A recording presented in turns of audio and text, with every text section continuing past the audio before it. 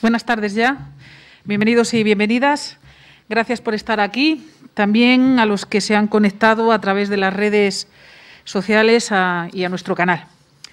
Es importante, desde luego, esta presencia de público, mínima, pequeña, pero bueno, muy agradecida, desde luego, y por la novedad de esta edición y sobre todo también por responder a la generosidad que Ángel Quintana ha tenido, el profesor, de desplazarse hasta aquí. Muchas gracias. Bienvenido. Él nos introducirá en este ámbito tan notable y apenas desde explorado o conocido de García Lorca y el cinematógrafo. Como saben, Federico no publicó mucho en su corta vida, apenas algunos poemas sobre todo y algunas cuestiones, pero a pesar de ello, de esa corta vida y esas cortas publicaciones, al tener tanta documentación y dejarnos un buen legado, hoy es uno de los escritores españoles más prestigiados y más leídos del mundo. Y su discurso, además, muy variado. Abarca la poesía, la narrativa, las charlas, las alocuciones, música, teatro y, por supuesto, cine. El Patronato García Lorca, fiel a su memoria, recoge en el Centro de Estudios Lorquianos diferentes fondos suyos y de sus contemporáneos. También otras contribuciones literarias e históricas de investigadores y estudiosos que cada vez son más. En su línea editorial, el Patronato, como bien sabéis, fiel a sus fondos, se propone tanto una indagación en su obra menos conocida como en las vastas exploraciones que sobre su discurso se producen día a día. Este es el sentido de esta publicación que hoy tenemos la satisfacción de presentar. Y lo hacemos porque es pertinente frente a anteriores ediciones ya agotadas. Esta tirada, con sus notas y su prólogo, pretende desarrollar la expresa voluntad de Lorca para inscribirse en las vanguardias y provocar una convergencia transversal de su obra, Viaje a la Luna, de 1929. Es la única inversión formal de García Lorca en el cine y nació con la esperanza de que fuera rodada y exhibida, como sucedió casi 70 años después, dirigida y adaptada por Frédéric Amac en 1998, con el beneplácito de la Fundación García Lorca. El guión de Viaje a la Luna es heredero, ante todo, de la propia metáfora de Lorca sobre la luna y la admiración de toda una generación por el séptimo arte. Pero también puede rastrearse, por ejemplo, en El paseo de Buster Keaton, publicado en Granada tan solo unos meses antes, o la influencia mutua que pudo haber entre amigos como Buñuel y Dalí. De todo ello nos hablará hoy el responsable de esta edición, catedrático de Historia y Teoría del Cine, Ángel Quintana, representante de esta nueva generación de especialistas del cine de vanguardia. Ángel Quintana ya ha colaborado de una manera muy fructífera con la Diputación, ha anotado y ha prologado esta edición de la que se propone un diálogo de Viaje a la Luna con diversos títulos de la historia del cine en lo que puede llegar a ser un proyecto de exhibición e indagación posterior. Es solo un acercamiento y requerirá un flujo de investigaciones que estamos seguros se producirán más adelante. Así, hemos tenido la oportunidad de ver hace unos días un artículo de investigación que relaciona a Lorca, a Buñuel y a Carlos Saura. Esta reseña se enmarca precisamente en esos documentos que se custodian desde el Centro de Estudios Lorquianos y que pertenece en concreto al legado de Ian Gibson. La conferencia que va a impartir ahora el profesor es, en unos minutos, puede ser el prólogo a diferentes ciclos de cine que confiamos puedan celebrarse más adelante y que forman parte del antiguo proyecto Mar de Lunas, que recoge la conexión y la vida y obra de Lorca con el cine. Ángel Quintana es decano de la Universidad de Girona, ha publicado en francés Lorca y el cine, así como otros títulos, pero también se conoce por diferentes monografías sobre autores como Rossellini, como Renoir, como Fellini. Es autor de los libros Fábulas de lo visible, El cine como creador de realidades, en 2003, también Después del cine, imagen y realidad en la era digital, del 2012, entre otros muchísimos títulos. Estaríamos aquí hablando muchísimo tiempo de todos esos títulos y esos acercamientos a este cine de vanguardia. Crítico de cine de la revista Caimán, Cuadernos del Cine, y en el periódico El Puntagüí. Muchas gracias de nuevo, Ángel. Bienvenido a Granada, a tu casa, a hablar seguramente de una de las cosas que más te gustan. Muchas gracias por esta edición tan maravillosa y, desde luego, el Patronato y la Diputación Provincial de Granada nos encanta colaborar siempre contigo. Así que bienvenido, gracias y tienes la palabra.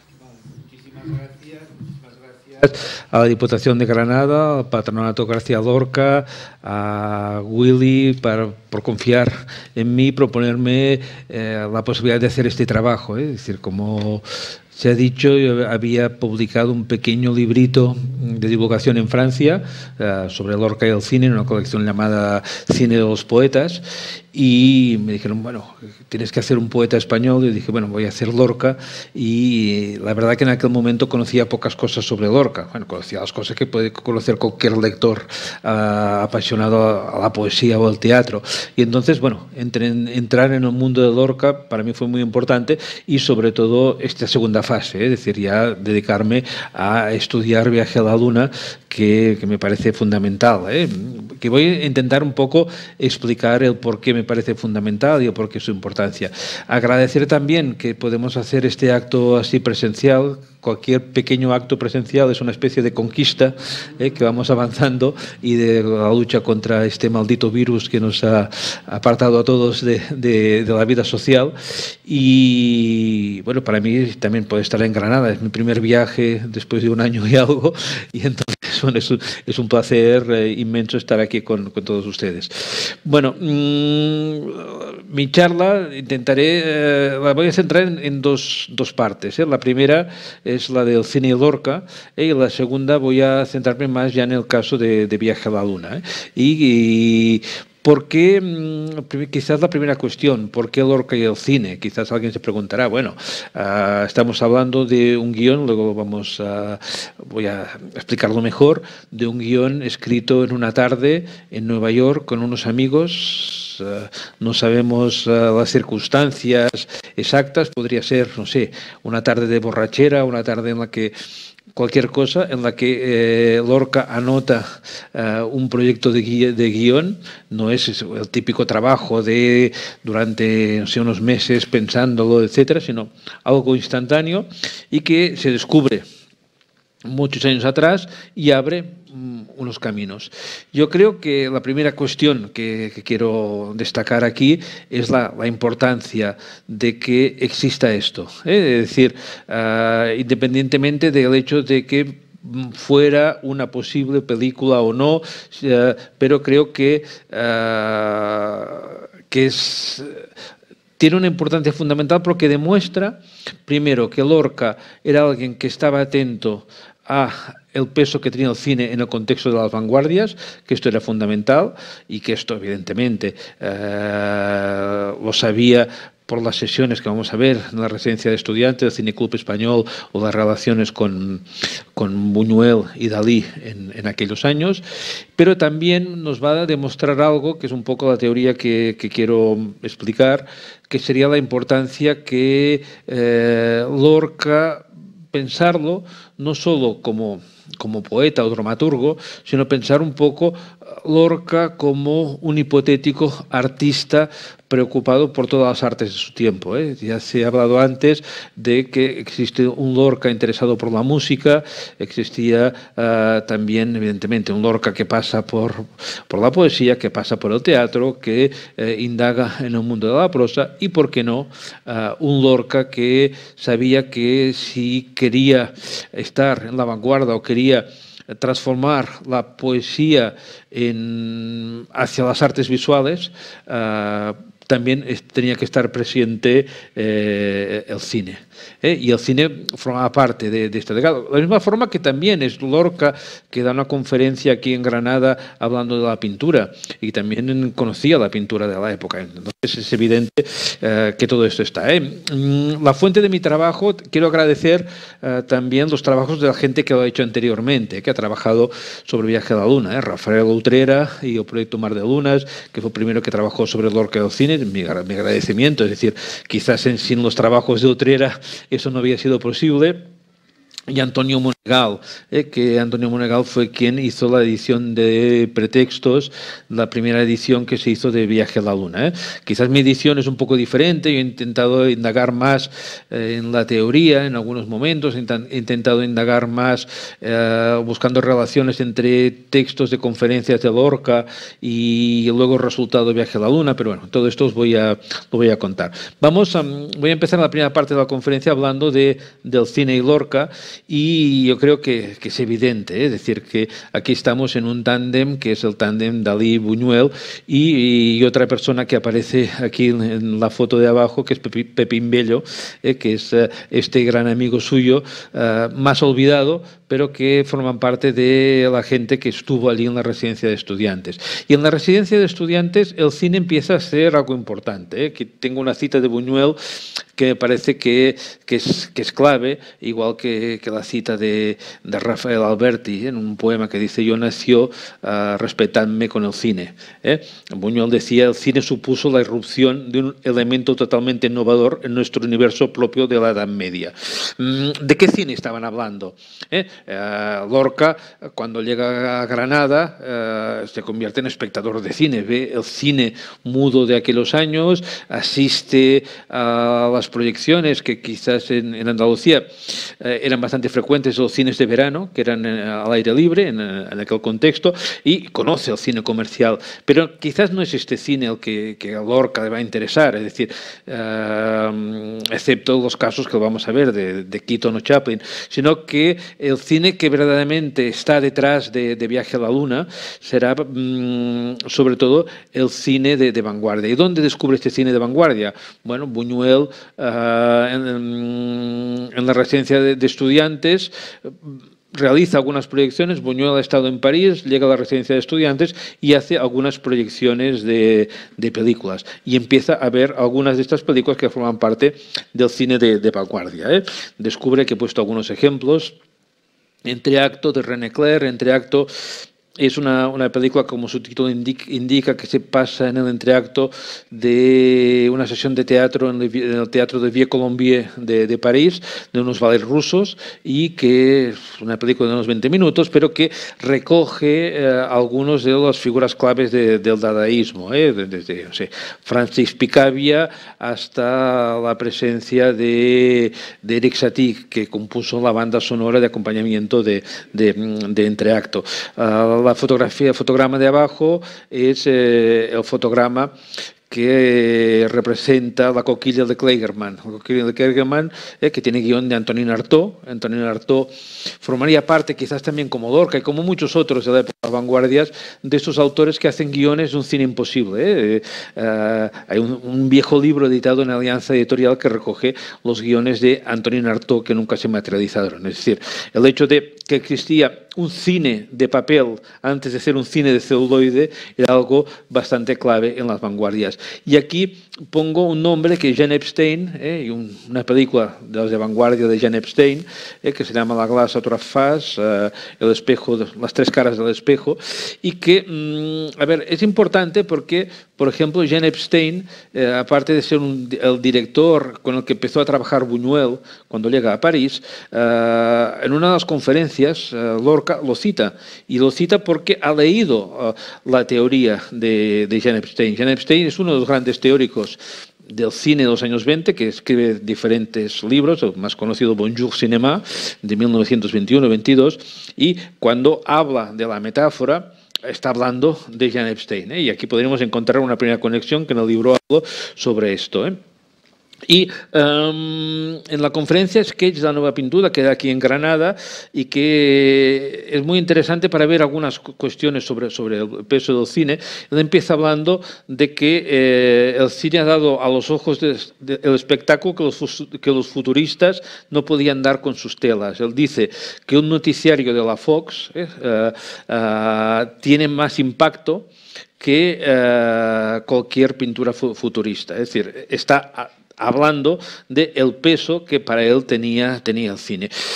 El peso que tenía el cine, que tenemos también que ponerlo en contexto con otra cuestión. Es decir, una parte de estas obras las descubre en la residencia de estudiantes, luego él se hace socio del Cineclub Español, pero va a muy pocas sesiones del Cineclub Español porque marcha a Nueva York, y cuando regresa sí que hace alguna presentación en el Cineclub Español, pero bueno, el Cineclub Español también es uno de los focos claves de la vanguardia, que lleva Ernesto Jiménez Caballero en la época, pero hay otro factor que va a ser clave para que entendamos un poco esto, que es el hecho de que, y esto lo vamos a ver cuando hace los primeros poemas en prosa. Los primeros poemas en prosa, el más conocido, el que cuando se hablaba de la relación, en el libro de Utrera habla bastante de él, de la relación entre Lorca y el cine, es el Paseo de Buster Keaton. El Paseo de Buster Keaton es un texto que escribe a raíz de Dalí, que le cuenta sobre la boda de Buster Keaton con una actriz, pero básicamente es un poema que incluso se ha llegado a representar en el teatro, porque tiene una forma que puede ser teatral, en la que, por un lado, creen la importancia de Buster Keaton. Tenemos que considerar que Buster Keaton es el cómico que tanto a Dalí como a Buñuel les fascina, porque es el cómico que mejor refleja el sinsentido del mundo en aquellos momentos, pero para Lorca también va a ser la necesidad de que, Dalí y Buñuel se ríen de Lorca porque Lorca ha publicado Romancero Gitano, Lorca ha estrenado Mariana Pineda, y en cierto modo ven que Lorca no participa de esta vanguardia. Y es muy curioso porque uno de los momentos claves del Paseo de Buster Keaton es el personaje que asesina a sus 4 hijos. Y los 4 hijos representarían las 4 obras que hasta aquel momento Lorca había hecho. Es como, voy a asesinar estas obras porque quiero entrar en la vanguardia que, como dicen mis amigos, yo no he podido entrar. Aquí he puesto... No voy a leerlo, lo podéis leer, un fragmento del Paseo, la definición que hay del personaje de Buster Keaton y la melancolía de Buster Keaton. Después de Buster Keaton hay otro personaje clave para entender también la relación de Lorca y el cine, que es el personaje de Charlotte.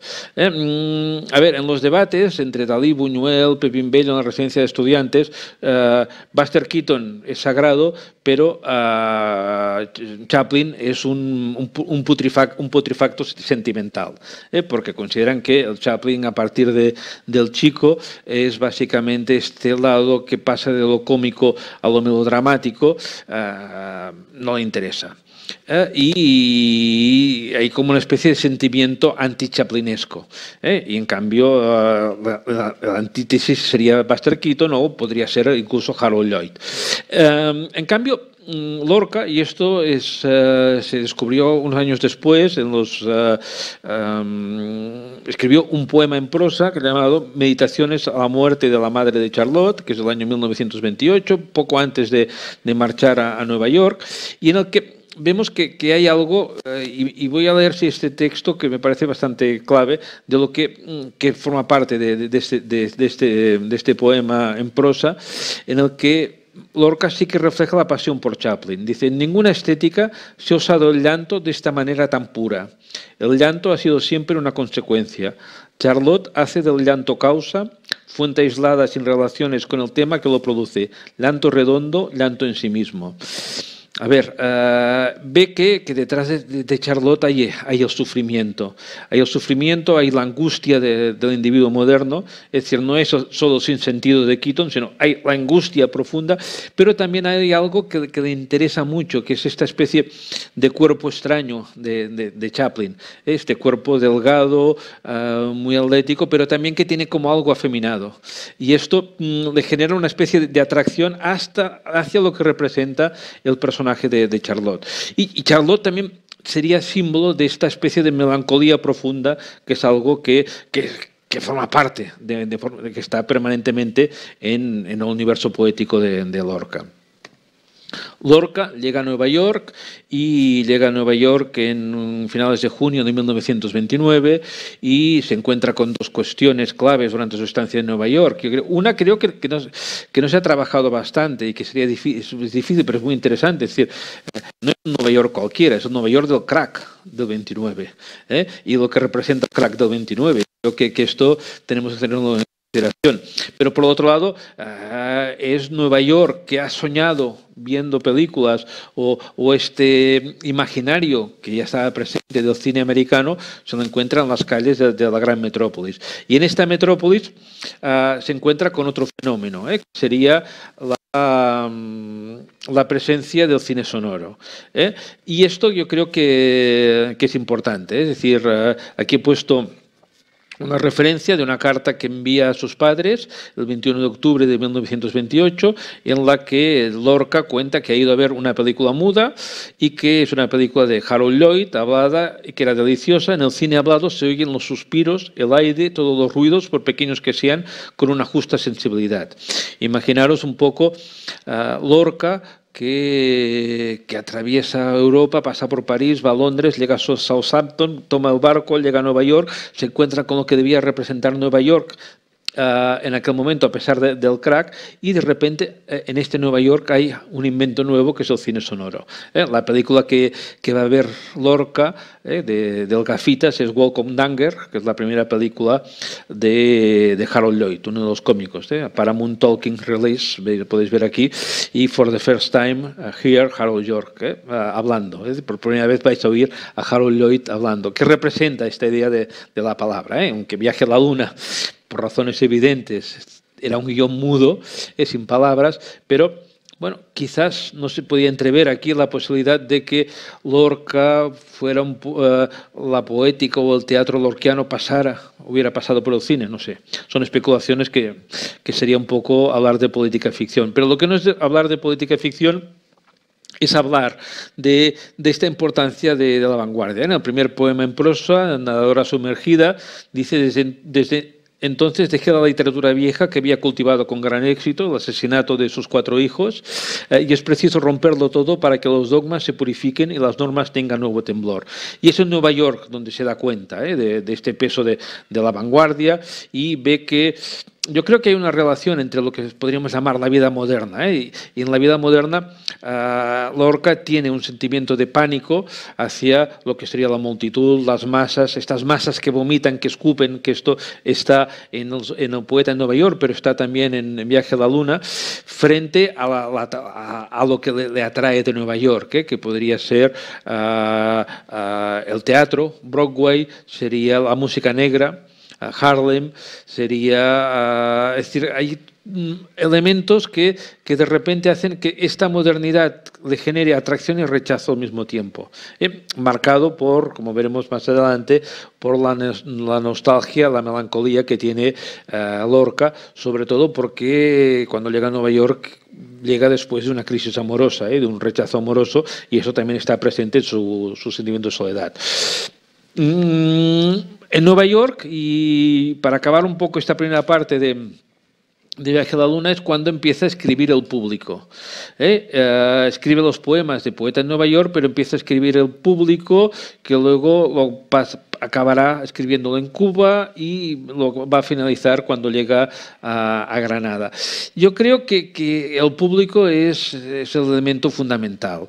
Del mismo modo que estamos hablando de un cine imposible, que es el título de esta conferencia, cuando Lorca empieza a escribir el público está hablando de un teatro imposible. Él se da cuenta que no quiere hacer otra Mariana Pineda, para entendernos, sino que quiere hacer un tipo de teatro de vanguardia, este teatro bajo la arena que define en el público, pero que este teatro tiene la conciencia que es un teatro imposible, que no va a llevar a cabo, es decir, con en ningún momento cuando empieza, no sé, la gira con la barraca se plantea el poner en escena al público ni nada parecido. Es decir, es un teatro imposible en el contexto de la España de la época, pero incluso en el contexto del teatro del momento. Pero sí que hay algo, y aquí es la conexión que veremos ya en la segunda parte de la conferencia profunda. Creo que del mismo modo que hay un teatro bajo la arena o un teatro imposible, también hay un cine imposible. Y hay como una especie de relación como de vasos comunicantes. Es decir, sin Viaje a la Luna quizás no hubiera existido el público. Y hay como una especie de juego. Y aquí sí que leo otra carta que manda el mes de octubre del 29 a su familia, que dice: he empezado a escribir una cosa de teatro que puede ser interesante. Hay que pensar en el teatro del porvenir. Todo lo que existe ahora en España está muerto. O se cambia el teatro de raíz o se acaba para siempre. No hay otra solución. Y esto es curioso, es decir, ¿qué teatro ve Lorca en Nueva York? Evidentemente, si iba a Broadway se encontraba con los musicales, pero yo no creo que Lorca conociera mucho, no sé, un Pirandello, para decirlo de alguna forma, o un cierto teatro de vanguardia. Pero en cambio, viendo quizás los nuevos ritmos, la nueva musicalidad del teatro, la música negra, todas estas cosas, está repensando un poco. Y es preciso llevar la poética hacia una poética que pase por el teatro. Y quizás como territorio intermedio está el cine. Y es aquí un poco la hipótesis que voy a intentar hablar en la segunda parte de la conferencia, que sería esta idea, la leyenda de un guión.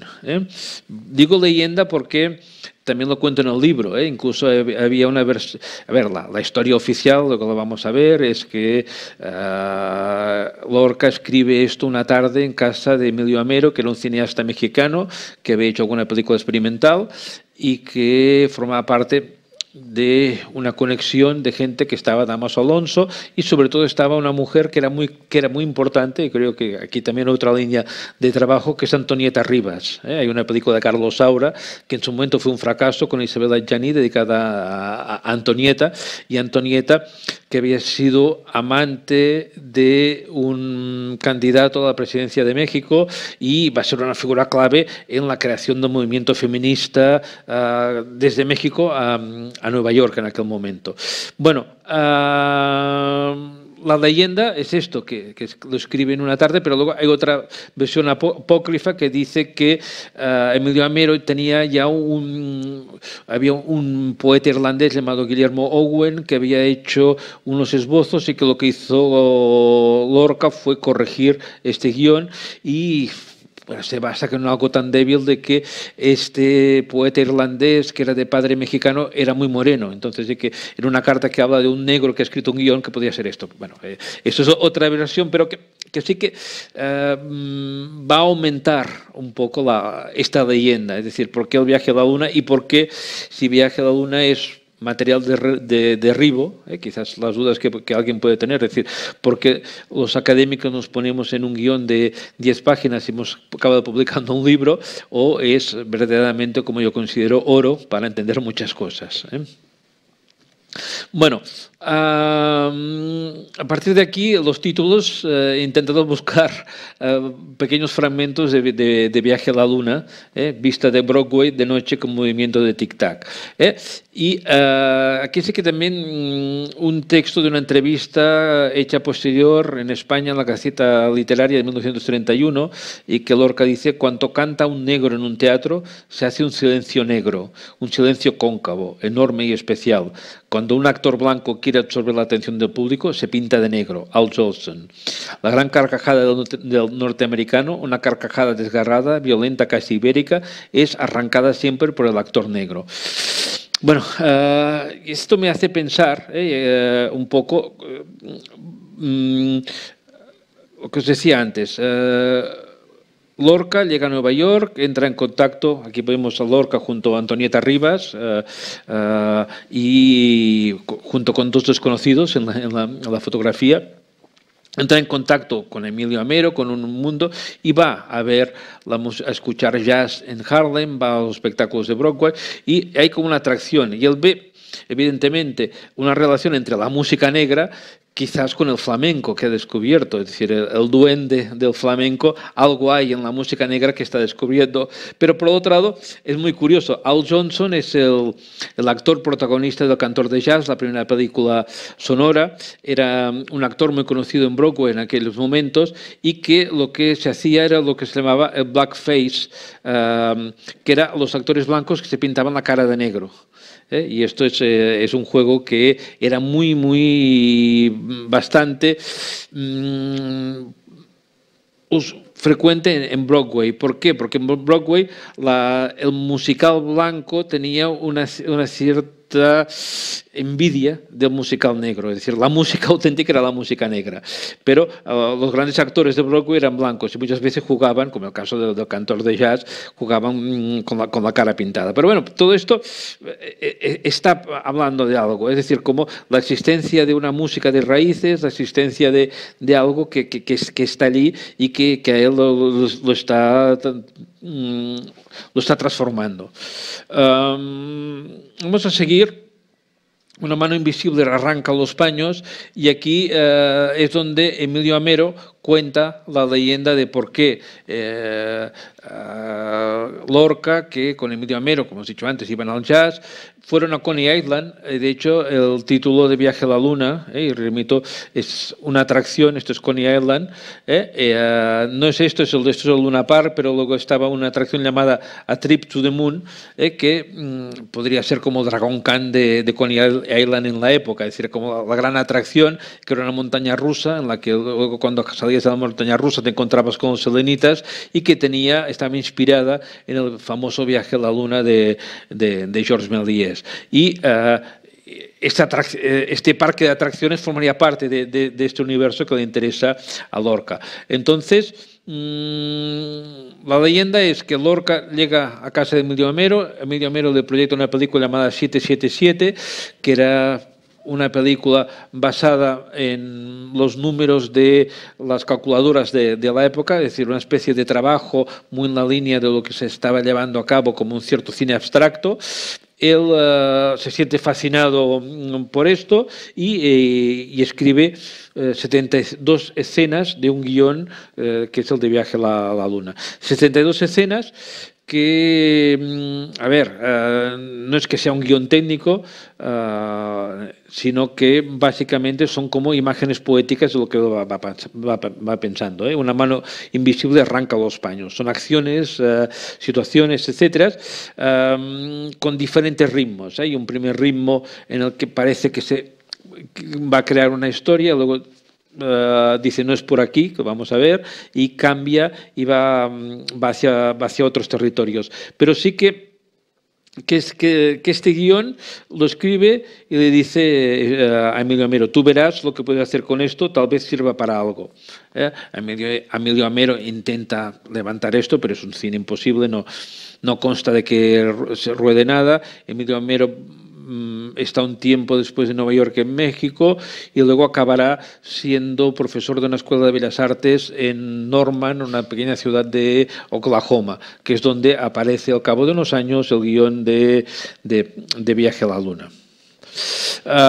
Caída rápida por una montaña rusa de color azul con doble exposición de letras socorro, socorro, la referencia a Trip to the Moon, y una carta que envía Lorca a Salvador Dalí, verano de 1930.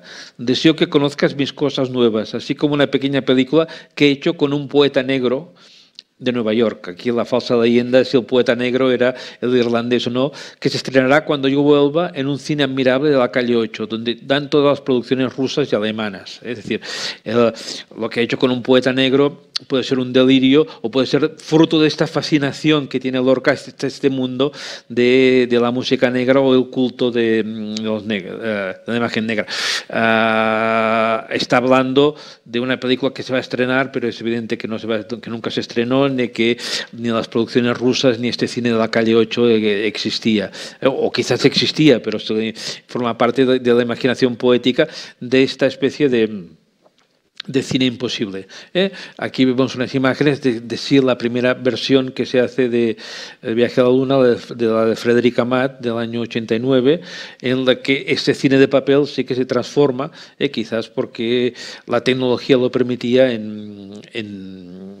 se transforma en celuloide de verdad a partir de un artista plástico que es como Frédéric Amat, que lleva a cabo su trabajo, de la misma forma que estas imágenes corresponden del último montaje hecho por el Teatre Lliure, dirigido por Marta Pazos, que se estrenó pasado mes de febrero, que es una versión teatral de Viaje a la Luna. No es por aquí. Esto es una frase que aparece en el guión y aquí aparece una cierta polémica. Incluso ahora cuando se estrenó la pieza de teatro en el Lliure, la publicidad decía que Viaje a la Luna era la réplica del Cheng Andalún.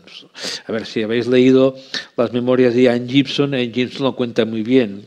El día 6 de junio García Lorca hace una cena con sus amigos en Granada, coge el tren y viaja hasta París. El 6 de junio, cuando ha hecho la cena aquí en Granada, es cuando se estrena en el Teatro de Ursulins, que es un pequeño teatro dedicado al cine de vanguardia que aún existe cerca del Panteón, si vais por París.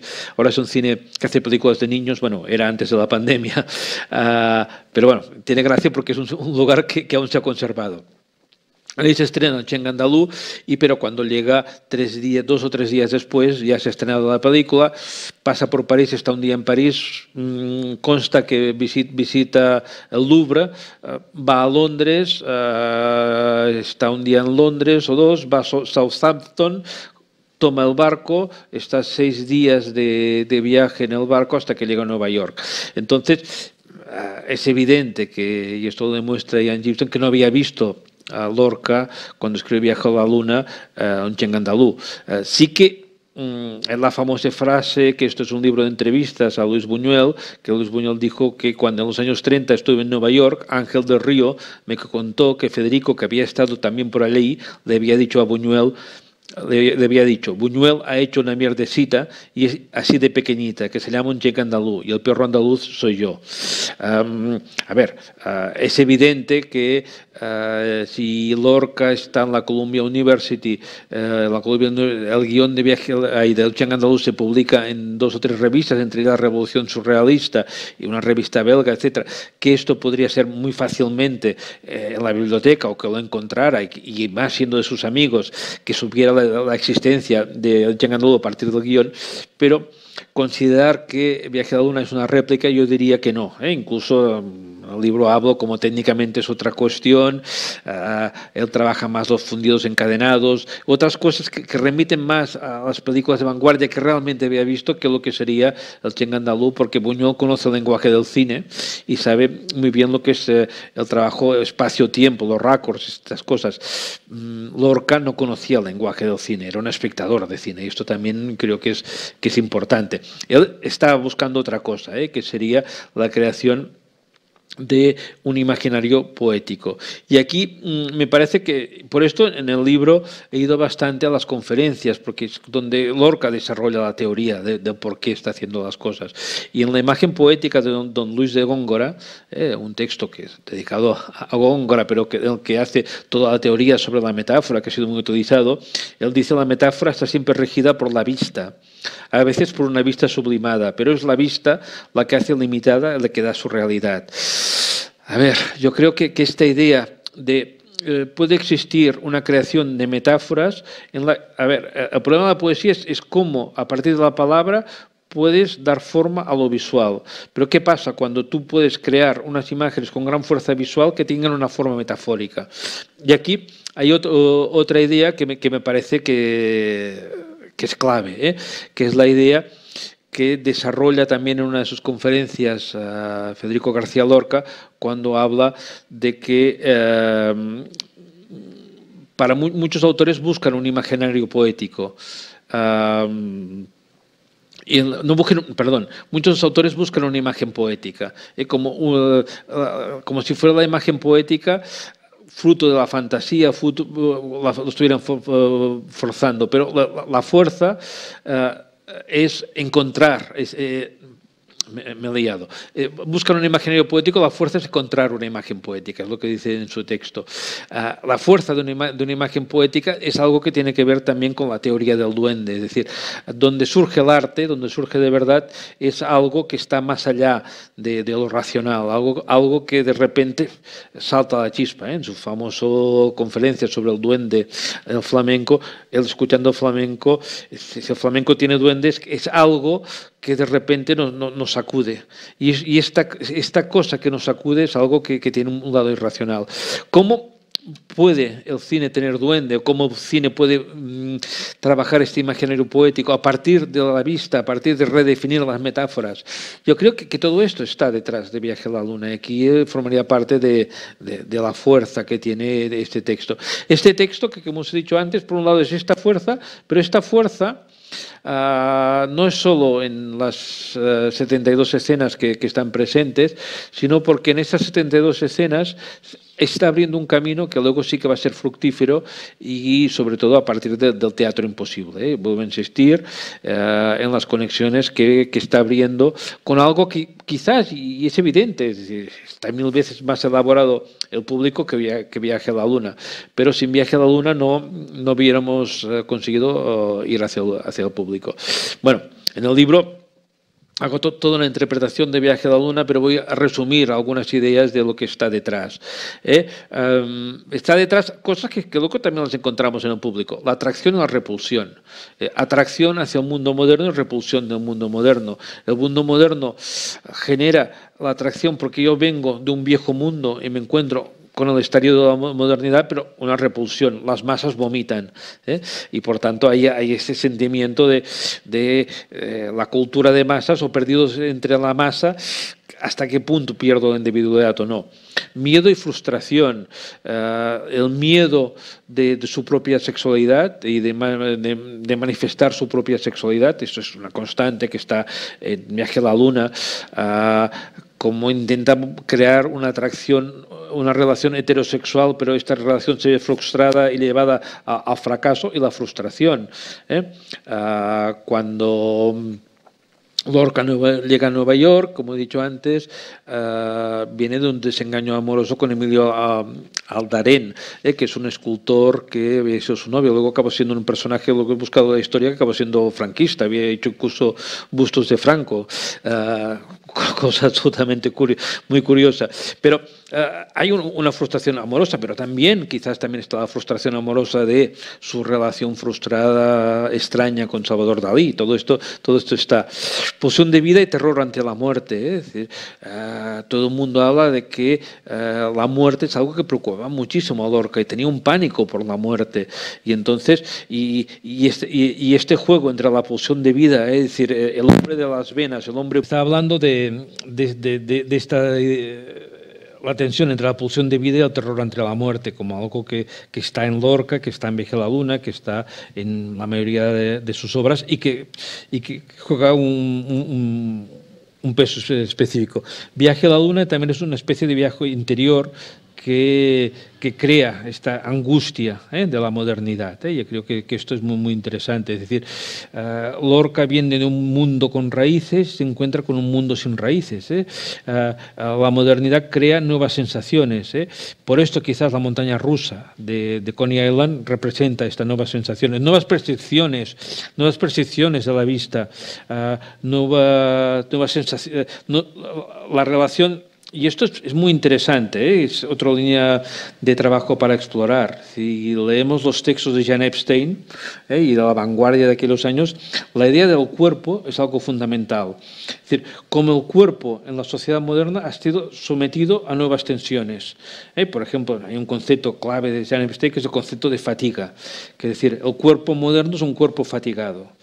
Entonces, esta idea de la angustia y la relación del cuerpo respecto a la modernidad, yo creo que esto está muy presente en Viaje a la Luna. Detrás de la figura emblemática es el hombre de las venas. En principio está el Arlequín. El Arlequín es el personaje del teatro, pero representa la cultura impuesta, de la misma forma que está la máscara en el público, y en cambio el hombre de las venas es el hombre desnudo. Y el hombre desnudo es este cuerpo que se enfrenta a lo que representa la modernidad. Y por tanto, la idea de el cuerpo está viviendo nuevas experiencias, pero el cuerpo se está transformando, esto está, y Lorca está detrás. Y para acabar, yo creo que Lorca está creando las bases de un cine imposible, de este cine de papel, pero que es un cine visionario, que se abre una nueva estética, que no va a continuar por el cine. Lorca no quería, ni yo pienso que nunca pensaba ni en ser cineasta ni nada, hizo este experimento, pero se estaba apuntando, en cierto modo, hacia una idea de cómo poder trabajar lo visual. Recientemente, cuando se estrenó este montaje de Viaje a la Luna en el Teatro Lliure de Barcelona, estuve con la directora y con las actrices que lo representaban, y yo les dije una cosa muy interesante, que era, por primera vez vais a representar una obra de Lorca en la que no hay palabra. y porque el montaje era mudo, porque Viaje a la Luna es mudo. Entonces, ¿cómo el público puede aceptar? Es decir, la fuerza de Lorca es la palabra, la poesía, ¿cómo podemos enfrentarnos a un Lorca sin palabra? Y esto, solo la existencia de esto abre un camino hacia una puerta, otra puerta que es fascinante. Esta idea de que el gran poeta de la palabra también hizo una cosa sin palabras, o habría un camino hacia algo sin palabras. Y bueno, creo que solo esto nos abre hipótesis, quizás estamos haciendo conjeturas académicas, pero bueno, yo creo que hay algo detrás de esto que podemos explorar. Nada más, muchas gracias.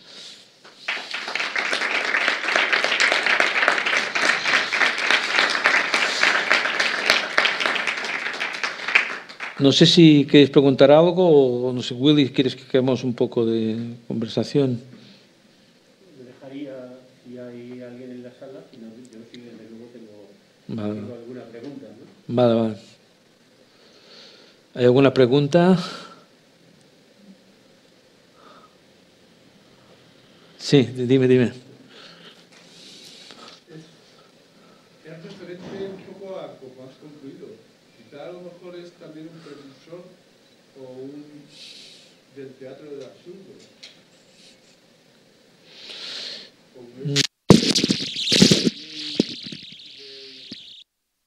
Imágenes sin palabras, ¿no?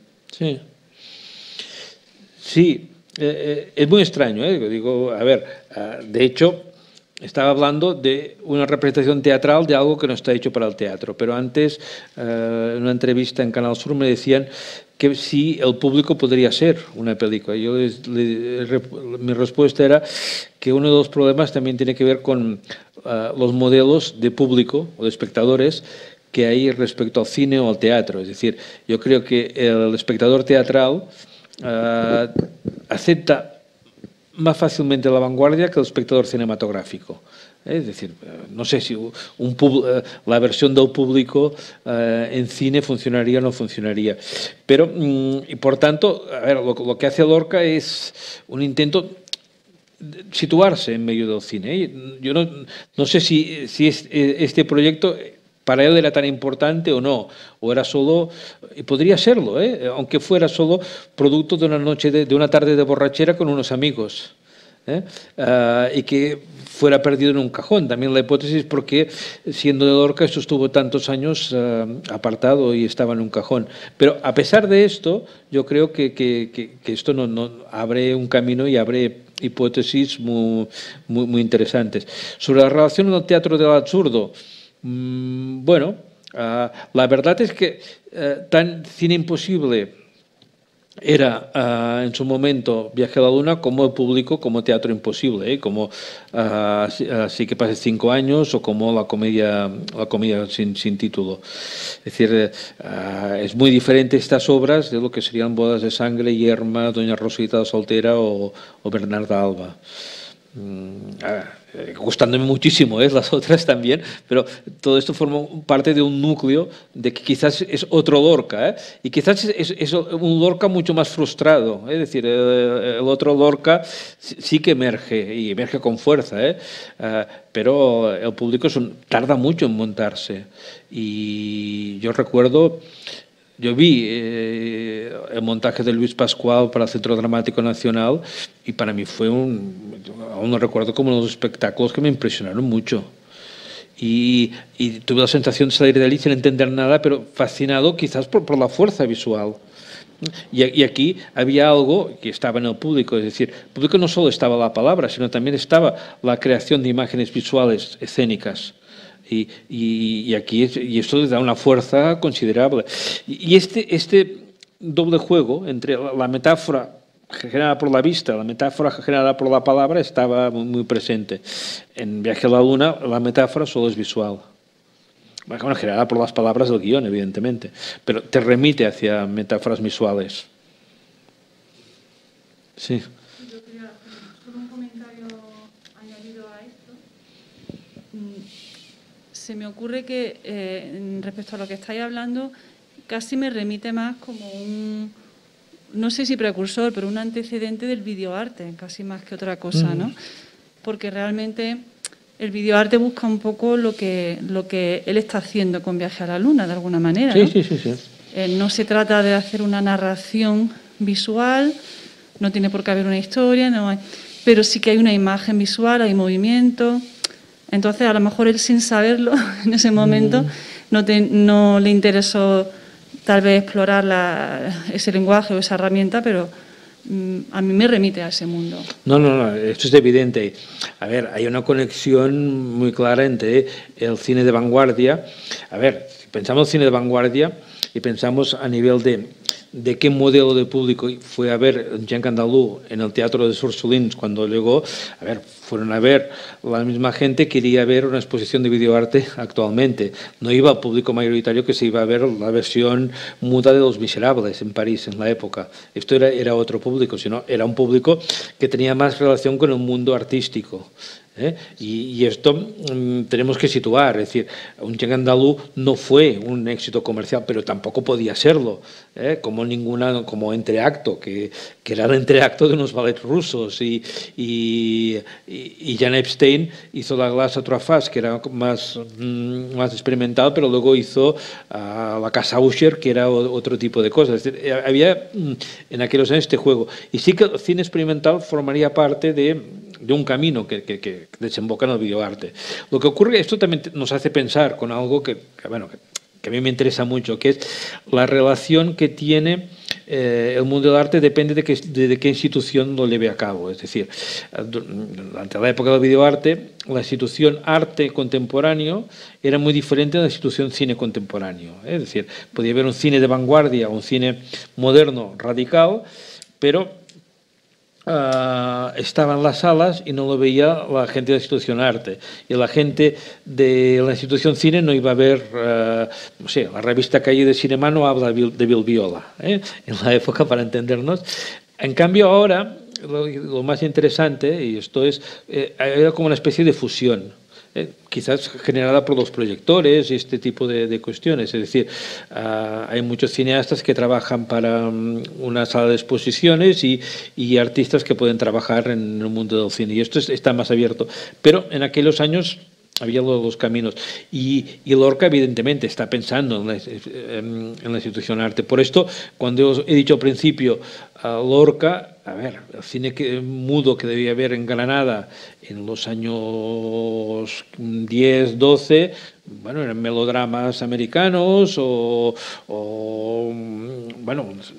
seriales o este tipo de cosas, pero no es esto hacia donde desemboca Viaje a la Luna, sino básicamente es cuando descubre Buñuel trae los tesoros de París y muestra lo que están haciendo los artistas de vanguardia y está pensando en este cine. Y es esto que, teniendo en cuenta que cuando reivindicaban el cómico, es porque, de cierta forma, el cómico sí que alteraba las coordenadas del mundo. Es decir, lo que era el arte putrefacto y lo que no era putrefacto, cuando hablaban con Dalí y compañía, el putrefacto, por ejemplo, ellos consideraban el cine expresionista alemán como muy putrefacto, porque quería ser muy artístico. En cambio, Keaton no, porque Keaton representaba la modernidad, el ritmo, la aceleración, el absurdo, todo esto, y esto les interesaba. Por esto el cómico formaba parte de la vanguardia y, en cambio, no sé, un Nosferatu de Murnau, para ellos no les interesaba para nada.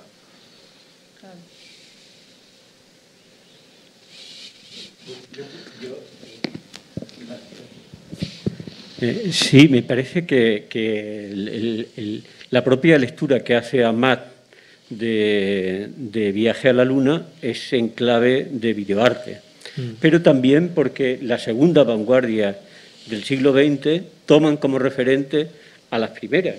Y en cierto modo es verdad, y eso me parece muy interesante, cómo esta pieza tan pequeña, ¿no? Esto que parece un resto de una obra muy grande, tiene tanta importancia, porque efectivamente tiene que ver no solo con las primeras vanguardias, sino con las segundas. Es verdad que es un antecedente. Por otro lado, me parece muy interesante la cuestión de su amigo Buñuel y Dalí y Un perro andaluz. No tanto por bueno, es verdad que Buñuel decidió in extremis y por su cuenta, sin consultarlo ni siquiera con Dalí, el título. El título, él decía que era de un poemario suyo, etcétera, etcétera. Sí. Pero bueno, parece que pudiera ser, porque en las cartas algunas veces se referían a ese andaluz, ese perro andaluz, nacido, o sea, bueno, nacido no, pero que era de Asquerosa, o a veces le llamaban el asqueroso, ¿no? Se reían de él, ¿no? En cierto modo, por eso él dice, soy esa mierdecita, tal. Pero sí, soy yo, han hecho esa mierdecita y el perro andaluz soy yo. Pero la cuestión es que me parece que en un perro andaluz está muy presente Lorca desde el paseo de Buster Keaton, con esa historia de la bicicleta, con esa secuencia de la bicicleta, con la cuestión del perro, que no aparece en la película, pero bueno, que efectivamente puede ser Lorca tocando el piano con la obra del perro tocando el piano, en fin. Hay comparaciones que se pueden remitir a esto, ¿no? Entonces, yo tengo la impresión de que es tan importante para Buñuel y Dalí Lorca, que está muy presente en un perro andaluz, y que eso hay que estudiarlo, ¿no? Hay que observarlo de esa manera. Porque efectivamente lo que no tiene, o las obras que hacen estallar el sentido, lo que hacen es estallar el sentido, ¿no? Y proponer nuevos sentidos y nuevos abordajes. Y por eso, bueno, me parece que este libro es una aportación y que permitirá, espero, confío, y bueno, muchas gracias también por ese epílogo que presentan, ¿no? De títulos que pueden ir un poco acotar, en cierto modo, la idea de Viaje a la Luna a partir de referentes fílmicos que no, bueno, que pudieron tener que ver con él, pero que si no, en la historia, desde luego, sí lo tienen que ver, ¿no? Sí, lo que has dicho, hay dos cosas que me interesan mucho, ¿eh? La primera, este tránsito entre la primera y la segunda vanguardia. Tenemos que pensar que la primera vanguardia estaba en París. Bueno, las tres ciudades de la vanguardia europea eran París, Berlín y Moscú, o San Petersburgo, para entendernos. En cambio Nueva York no formaba parte de esta vanguardia. Pero en cambio en Nueva York se estaban gestando cosas que son las que le atraen a Lorca. Y esto no lo conocen Dalí y Buñuel. Dalí lo conocerá después, pero Buñuel no. Que es básicamente esto, la música negra, es Broadway, es la revista, y esto que representa, volviendo a esta teoría del cuerpo, representa nuevas sensaciones, pero nuevas formas de representación del cuerpo. Es muy diferente, yo estoy pensando, por ejemplo, Jean Renoir hace una pequeña película de vanguardia llamada Sobre un aire de Charleston, que es su novia que había sido bailarina en la época, que bailó en Charleston. Entonces había esta sensación del ritmo, cuerpo y todo esto, pero esto es muy diferente de descubrir el claqué o descubrir lo que representaba ir a un club de Harlem, escuchar jazz y ver bailar claqué a los negros en aquellos momentos. Y esto era como Lorca intuye que en esta cultura popular el sustrato de una vanguardia. Aquí quizás se abre la puerta a esta segunda vanguardia, que evidentemente, acabada la Segunda Guerra Mundial, la vanguardia se ha desplazado en Nueva York, y cuando hablamos de inicio del videoarte, estamos en Nueva York. Pero antes también hay esta etapa de cine experimental neoyorquino, desde Maya Deren hasta Kenneth Anger, que está allí y esto también creo que es para explorar. La idea de explorarlo al revés, sí que es interesante. Yo he partido un poco de desmitificar esta cuestión de la respuesta, porque a mí no me gusta, es decir, que la respuesta, es decir, yo me voy a vengar de los otros y escribo Viaje a la Luna. Pero sí que es cierto que, a ver, aunque se ríen de Lorca, y esto está muy claro, por un lado se ríen de él porque consideran que ha hecho algunas cosas conservadoras y los son más vanguardistas, otro lado también por la misoginia y el hecho de la homosexualidad de Lorca, es decir, Buñuel lo ataca mucho a Lorca por su homosexualidad. Es un mundo muy macho, muy misógino, a pesar de la ambigüedad de Dalí, pero todo este contexto, incluso en el mundo surrealista, es muy así. Es decir, cuando Germaine Dulac estrena La coquilla de Kerman, que es una mujer que ha hecho una película, en la primera proyección se empiezan a reír de ella porque es una mujer. Y esto está en André Breton y está toda la corte surrealista allí metidos.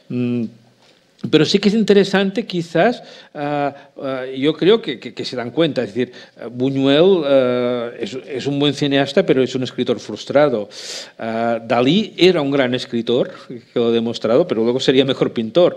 Pero, en cambio, Lorca tiene algo, evidentemente, y debe ser una personalidad absolutamente fascinante.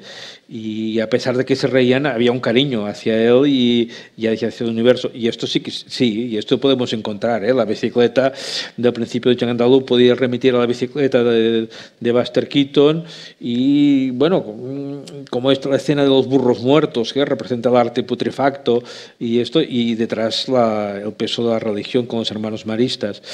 Bueno, o la idea antes hablaba de deseo-frustración, es decir, en el Jean Andalou todo es el deseo es heterosexual, pero sí que hay esta idea del amor fou, el deseo llevado al límite y cómo este deseo está constantemente frenado.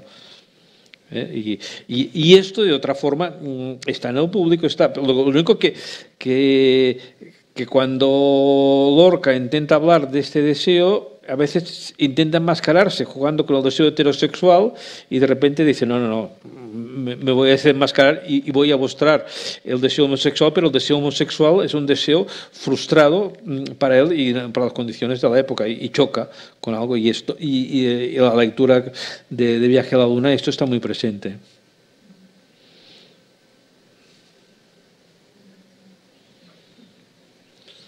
Bueno, no sé si hay alguna pregunta más. Bueno, si no lo dejamos así y bueno, muchísimas gracias por la participación y por estar aquí y bueno, y sobre todo por el libro y esta magnífica edición que habéis hecho.